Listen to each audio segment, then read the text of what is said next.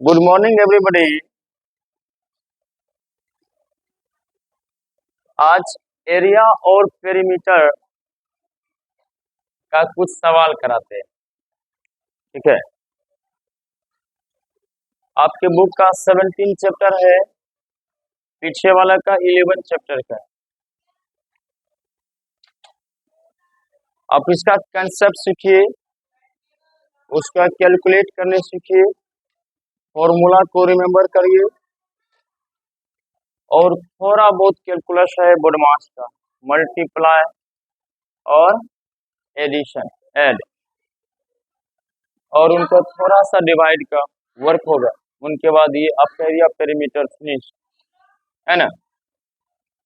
कल के क्लास में हम आपको ट्रायंगल, रेक्टेंगल, स्क्वायर और सर्कल सर्कल का सरकमफेरेंस और ट्रायंगल, रेक्टेंगल और स्क्वायर का पेरीमीटर निकालने बताए, उनका फॉर्मूला भी बताए थे और एरिया निकालने भी बताए सर्किल का। आज हम क्या करेंगे, कोई बारी बारी से सारे शेपों का फॉर्मूला के साथ साथ उनका कुछ इम्पोर्टेंट क्वेश्चन देखेंगे, है ना। चलिए ध्यान दीजिएगा। सबसे पहले एक शेप लेते हैं, ये इस शेप का क्या नाम है, रेक्टेंगल। इस शेप का क्या नाम है, रेक्टेंगल। रेक्टेंगल में कल बताए थे ये अधिक लंबा है तो ये चौड़ाई हो गया और ये लेंथ हो गया और ये भी क्या हो गया, ब्रेथ हो गया, नहीं चौड़ाई हो गया, है ना। कल मैंने इसका दो फॉर्मूला निकाला था। पहला एरिया था,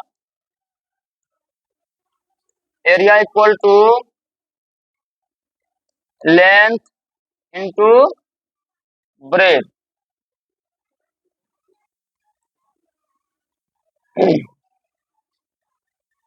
और perimeter 2 into length plus breadth, ये कल बताए, है ना। चलिए फॉर्मेट यही रहता है, इस पे अब आपको कुछ नंबर ऐड कर देता है और उसका फिर वैल्यू पूछता है ना। आपके पास लेंथ और ब्रेथ दिया रहता है तो आपसे पेरीमीटर और एरिया पूछता है। ठीक है, तो चलिए देखिए, मान लीजिए आपका लेंथ है 5 सेंटीमीटर, क्या है 5 सेंटीमीटर, और ब्रेथ है 6 सेंटीमीटर। ठीक ना, लेंथ है आपके पास 5 सेंटीमीटर और ब्रेथ है 6 सेंटीमीटर, तो देन एरिया विल भी हो जाएगा 6, 5 इंटू 6, 5 इंटू 6 यानी लेंथ इंटू ब्रेथ। लेंथ है आपका 5 और ब्रेथ है 6, ये दोनों का मल्टीप्लाई करेंगे तो 30 स्क्वायर सेंटीमीटर हो जाएगा, है ना। इसी का यदि हम पेरीमीटर निकालेंगे, इसी का क्या निकालेंगे, पेरीमीटर निकालेंगे, तो पेरीमीटर का ये फॉर्मूला बताया है 2 into L plus B. L का वैल्यू 5 और बी का वैल्यू 6। 5 और 6 को ऐड करेंगे तो 11 आएगा, उसमें 2 से मल्टीप्लाई करेंगे तो 22 आ जाएगी, है ना। देखिए बहुत आसान है। रेक्टेंगल में आपको लेंथ और ब्रेथ रहता है, यदि एरिया बोलेगा तो लेंथ और ब्रेथ के मान को मल्टीप्लाई कर देंगे, और दूसरा था पेरीमीटर। पेरीमीटर बोलेगा तो लेंथ और ब्रेथ को ऐड करिए और उसे फिर 2 से मल्टीप्लाई कर दीजिए तो पेरीमीटर निकल जाती है। ठीक है, एक और एग्जांपल देते हैं। एल है 12 सेंटीमीटर, ब्रेथ है 16 सेंटीमीटर। तो फाइंड करना है एरिया और पेरीमीटर। एरिया इक्वल टू कितना हो जाएगा, 12 इंटू 16, 12 इंटू 16। अब 12 का टेबल 6 बार पढ़िए, चाहे 16 का टेबल 2 बार पढ़िए। 16 का टेबल 2 टाइम्स पढ़ेंगे तो ये 32 आएगा। 2 लिखे, रिमेन 3 हो गया। 16 का टेबल 1 टाइम्स पढ़ेंगे तो 16 होगा। 16 में 3 को जोड़ेंगे कितना होगा, 9। ये आपका एरिया निकल गया, 192 स्क्वायर सेंटीमीटर। और पेरीमीटर बोला ना, perimeter equal to 2 into L plus B. L का वैल्यू 12, बी का वैल्यू 16। 12 और 16 को ऐड करेंगे तो 28 आता है। अब मल्टीप्लाई कर दीजिए, ये 56 हो जाएगी। ठीक है। हा? अब देखिए दूसरा शेप लेते हैं स्क्वायर का। दूसरा शेप ले रहे हैं स्क्वायर का, रेक्टेंगल और स्क्वायर। यह दोनों का दोनों क्वाड्रिलेटरल, दोनों का दोनों क्या है, क्वाड्रिलेटरल है। ये है आपके स्क्वायर। स्क्वायर के क्या है फंक्शन, या स्क्वायर का जो फीचर्स है उनका जो फोर्थ साइड है वो सेम होगा, सबका लेंथ क्या होगा, इक्वल होता है। जैसे देखिए ये यदि आपका a सेंटीमीटर है तो चारों कितना होगा, a सेंटीमीटर ही होगा। इसको हम स्क्वायर कहते हैं, हिंदी में वर्ग कहते हैं। अब देखो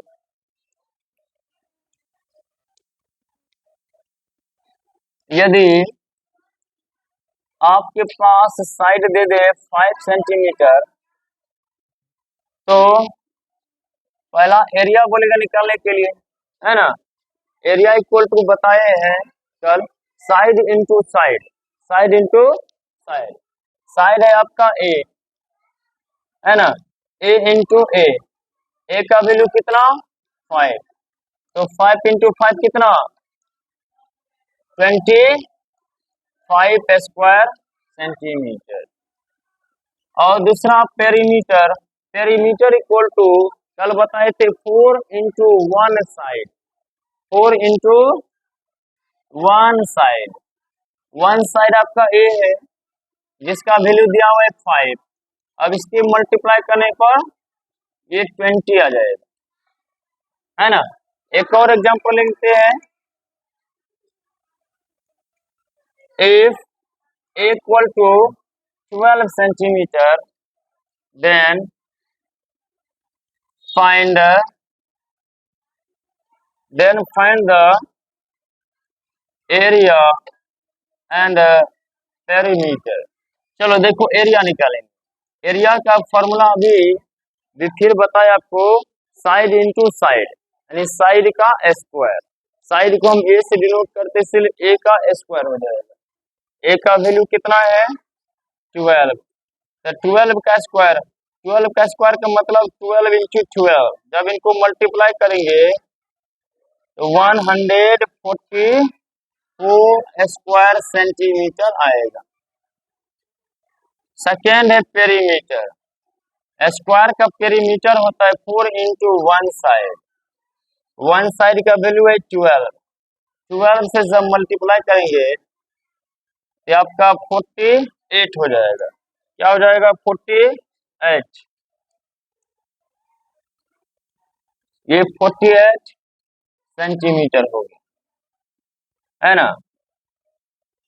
ये हो गया आपका रेक्टेंगल और स्क्वायर। उनके बाद देखिए एक ट्रेंगल लेते हैं, right angle triangle. Right angle triangle.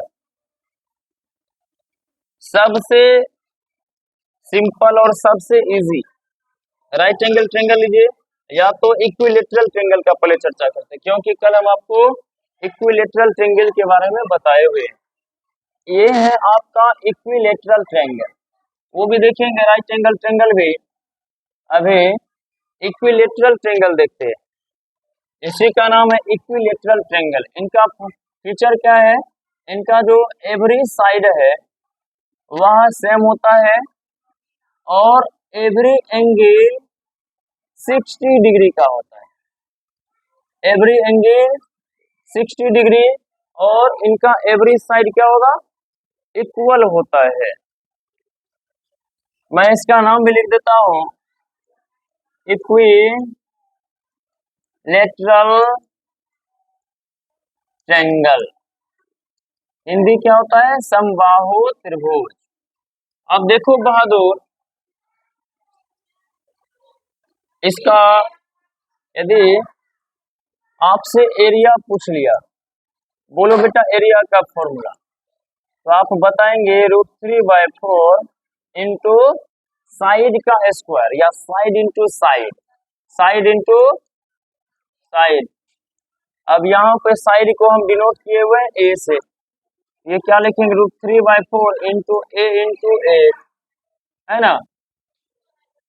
और यदि पेरीमीटर पूछते हैं, पेरीमीटर बताइए, तो पेरीमीटर में क्या करेंगे, इनके तीनों साइड को ऐड कर लेंगे, या फिर 3 इंटू 1 साइड कर लेंगे, 3 इंटू 1 साइड, 1 साइड का वैल्यू है ए, ये पेरीमीटर इक्वल टू 3a। अब देखिए कुछ क्वेश्चन इस पे भी, मान लेते हैं आपके पास इक्विलेटरल ट्रायंगल का साइड दिया हुआ है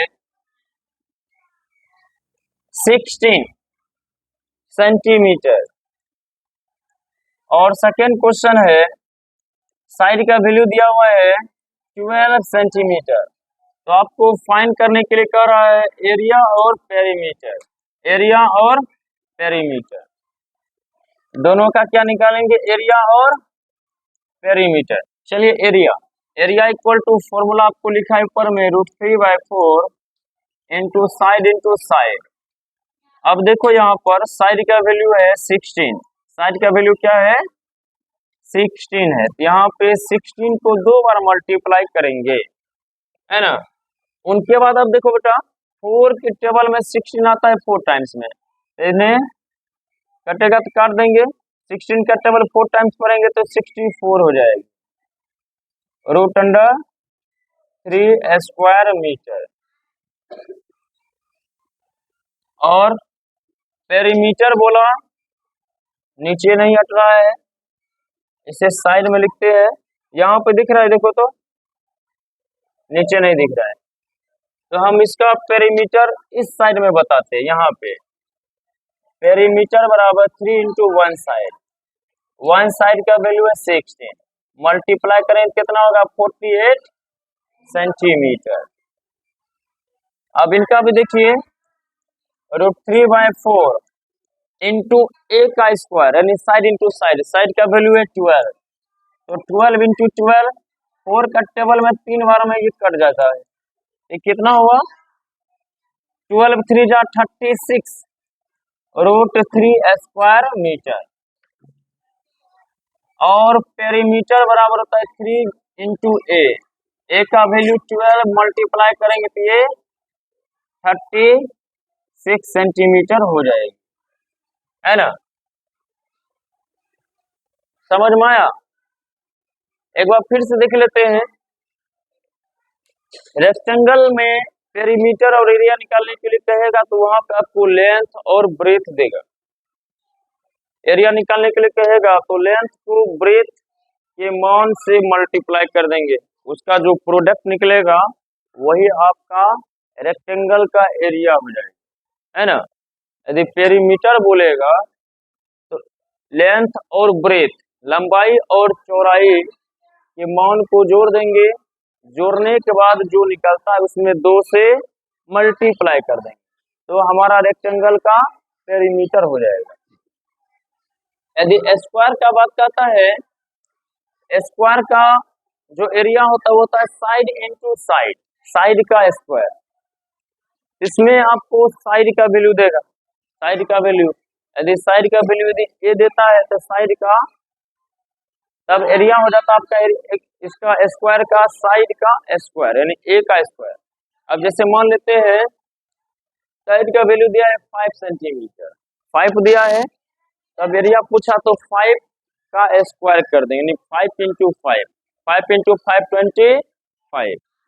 यदि स्क्वायर का पेरीमीटर बोलेगा तो इसका फॉर्मूला होता है 4 into 1 side, 4 into 1 side, 1 side 5 है, 4 में मल्टीप्लाई कर दो, ये 20 सेंटीमीटर हो जाएगा। तीसरा इक्विलेटरल ट्रायंगल, इक्विलेटरल ट्रायंगल का भी फीचर है, उनके तीनों साइड इक्वल होते हैं। यदि उनका साइड यदि ए है तो एरिया हो जाएगा √3/4 इंटू ए या ए का स्क्वायर। अब इसका साइड यदि 5 सेंटीमीटर है तो √3/4 को मल्टीप्लाई कर देंगे 5 इंटू 5 से, है ना, 5 इंटू 5 25, √3/4। यदि पेरीमीटर बोलेगा तो √3/2 को मल्टीप्लाई कर देंगे उनके साइड से, यदि साइड 5 है तो 5 से मल्टीप्लाई कर देंगे, जो रिजल्ट आएगा वही उनका आंसर हो जाएगा। ठीक है, आगे सवाल बनाइए फिर नेक्स्ट वीडियो। Thank you.